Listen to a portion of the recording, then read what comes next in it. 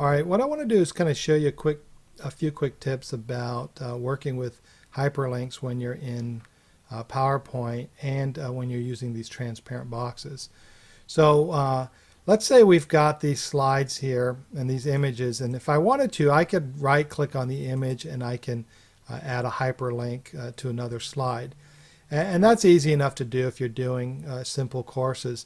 But a lot of times what I like to do, especially when I'm doing a more complex type course, I actually like to control my links. So I kind of separate them from the object.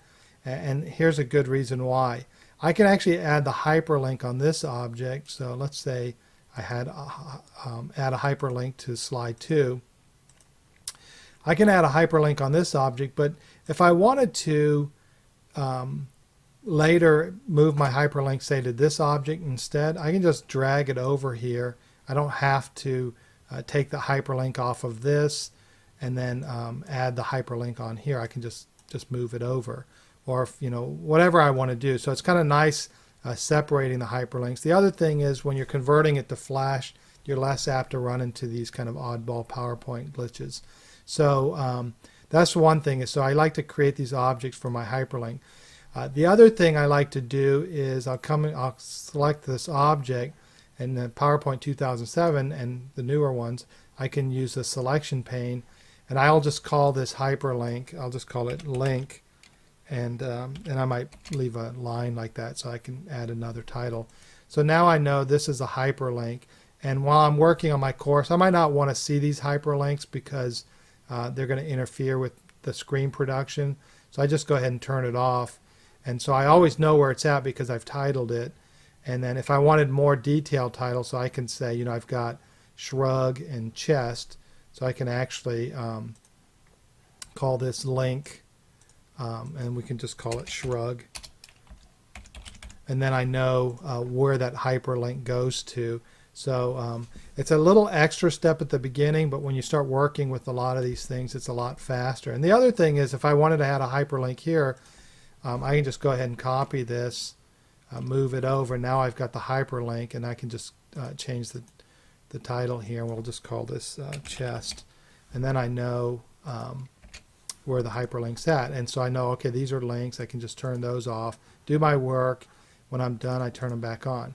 Now, one of the challenges when you're doing this is when you're done with this in terms of your final publish and you're ready to go, what you'll want to do is make these all transparent. So what I'll do is I go into shape fill, I'll turn off the fill, I turn off the outline, and then there's nothing there.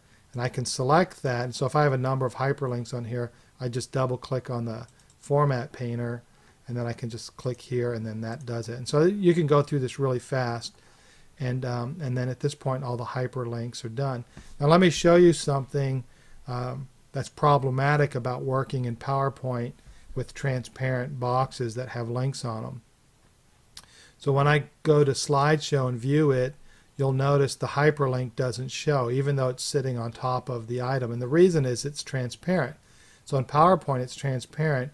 If I move my mouse, when I get to the border, you'll see there's the hyperlink. So I can click on it. You can see it actually works.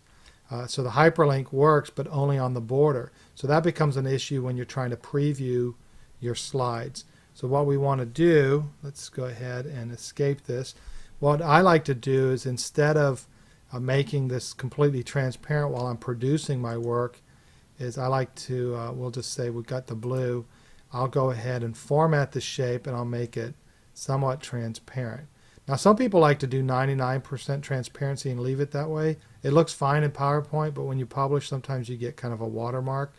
So I like to leave it at 31, 40%, whatever. I know it's there. I can see through it. And then while I'm working with my course, the hyperlink works because it's solid. And then when I'm ready to publish, I just go ahead and make this completely transparent. So that's a quick tip, and that'll help you when you're working in PowerPoint before you've published. Just use a semi-transparent box. Don't use a solid or 100% transparent because the hyperlink won't work except for on the border, wherever that might be.